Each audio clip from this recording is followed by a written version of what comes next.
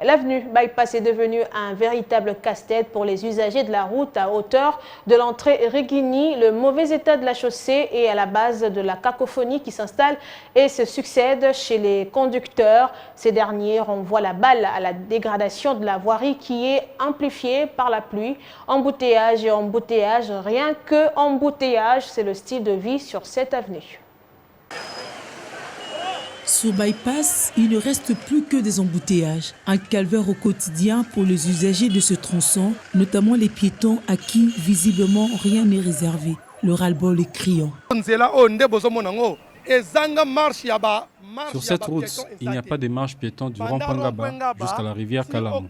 Ces embouteillages sont créés parce que la route de l'entrée Rigini est très délabrée. Cette route est mal construite. Des petits caniveaux qui débordent bouchent la route. La circulation est vraiment difficile. Nous sommes obligés de transporter sur la tête des lourdes charges.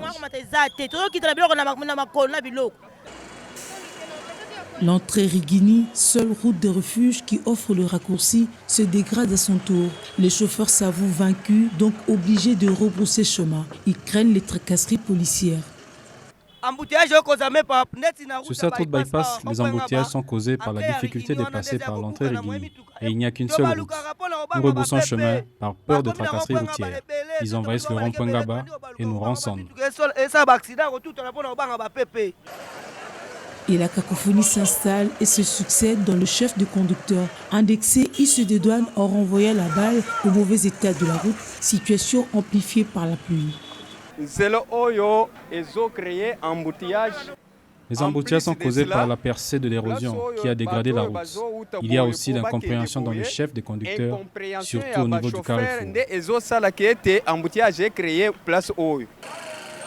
L'expansion démographique, une autre cause réelle des embouteillages. Pour assurer la survie, les populations se rabattent sur le marché et ne s'empêchent pas de tomber dans l'anarchie.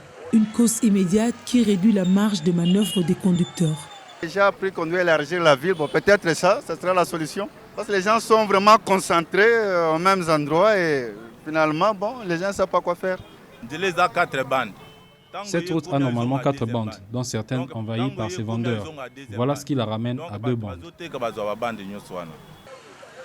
Embouteillage et embouteillage, rien qu'embouteillage, c'est le style de vie ici sur Bypass. Difficile de prévoir les heures pour contourner ces désagréments. Ceux qui empruntent cette route à cette hauteur mesurent bien les risques de perdre du temps, mais par manque d'alternatives, se jettent à l'eau.